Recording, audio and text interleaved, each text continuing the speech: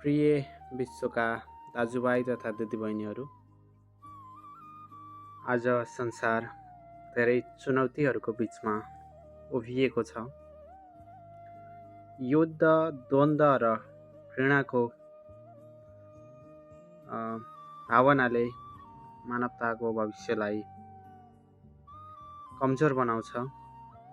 चाहे त्यो इजरायल होस् वा इरान वा अन्य कुनै देश, अन्ततः त्यसको मारमा पर्ने भनेको सर्वसाधारण नागरिकहरू नै हुन्।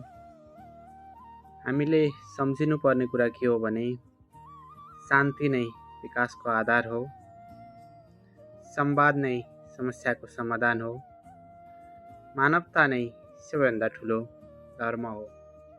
हामीले घृणाभन्दा प्रेम, बदलाभन्दा क्षमा र युद्धभन्दा वार्ता रोज्नुपर्छ।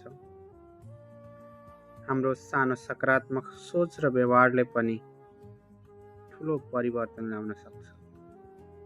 आउनुहोस् हामी सबै मिलेर यस्तो संसार निर्माण गरौँ जहाँ बच्चाहरू डर होइन सपना देखुन्, युवाहरू हतियार होइन अवसर समातुन् र देशहरू प्रतिस्पर्धा होइन सहकार्य गरून्। मध्यपूर्वी देशहरूमा भइरहेको अशान्ति र तनाव छिटै नै दूर होस् भन्ने कामनासहित विश्व शान्तिको अपिल गर्न चाहन्छु। सबैको दिन सुखमय रहोस्, शान्तिपूर्ण रहोस्। धन्यवाद। शुभरात्रि।